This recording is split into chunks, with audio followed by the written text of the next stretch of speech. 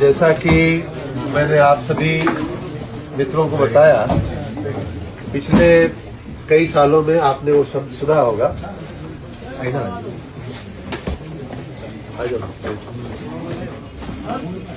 आप लोगों ने शब्द सुना होगा वन टाइम सेटलमेंट स्कीम। थोड़ा सा पीछे हो गए। वन टाइम सेटलमेंट स्कीम शब्द आपने सुना होगा। हर साल हम लोग एक बार ले आते हैं, वही योजना है, लेकिन इस बार हम लोगों ने चूंकि बहुत बड़ी राहत हम दे रहे हैं तो इसका नाम हमने रखा है बिजली बिल राहत योजना 2025। ये योजना 1 दिसंबर से लागू होगी।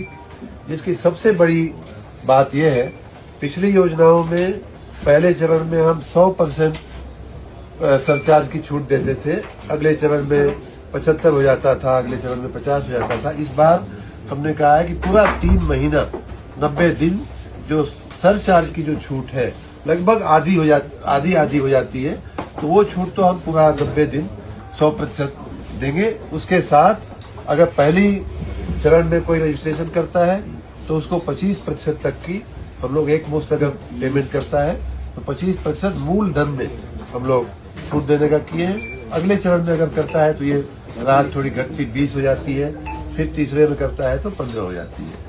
साथ ही ये एक बहुत बड़ी समस्या हमारे छोटे उपभोक्ताओं को थी, जिनका किन्हीं कारणों से पिछले कई सालों तक वो बिल नहीं जमा किए हैं, कभी किसी ने जमा ही नहीं किया है और वर्तमान में उनके पास बहुत बड़ा बिल, बकाया बिल के नाम पे आ गया है।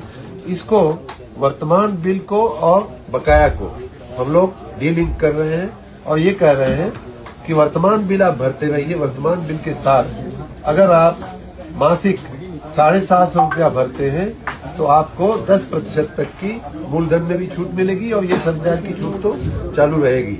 उसी प्रकार अगर 500 रुपया आप भरते हैं तो आपको मूलधन में 5% की हम लोग छूट दे रहे हैं। साथ ही जो मैंने बताया कि औसत बिल से ज्यादा एकदम असामान्य बढ़ जाता है तो उसका भी प्रावधान हम लोगों ने किया है कि जो नॉर्मेटिव जो बिल होता है उसका किया जाएगा। एक बात इसमें लिखना रह गया है, वो ये कि जो आपराधिक मामले वाले जो केस है उसमें भी अगर पहले चरण में आदमी भरने को आता है तो उसको 55% तक की छूट मिलेगी, उसके बाद 50% तक की छूट मिलेगी, उसके बाद 45% छूट मिलेगी और उसके बाद के तीसरे चरण में तीसरे महीने में 40%। तो इस प्रकार हर प्रकार की उपभोक्ता को छूट देने वाली ये बहुत ही ऐतिहासिक योजना है। जनता इसका लाभ ले, आपके मार्फत मिले जनता तक ये आपराधिक मामले वाली बात रही, उसमें समन शुल्क वाला है, उसमें भी छूट मिल जाएगी। समन शुल्क सब कुछ जोड़ करके कर निर्धारण शब्द होता है, असेसमेंट राशि जो असेसमेंट राशि असेसमेंट में छूट मिलती है, समन में छूट नहीं मिलती है, एज पर एक्ट उसमें छूट नहीं मिलती। एक्चुअली आपराधिक मामले वाले वही रहते हैं, समन शुल्क लगा रहता है उन पर। समन शुल्क हमारा होता ही समन शुल्क बहुत छोटा होता है, असेसमेंट ज्यादा होता है, तो असेसमेंट में छूट मिलती है, समन शुल्क तो जो है वो छोटा सा होता है। असली जो है कर निर्धारण जो होता है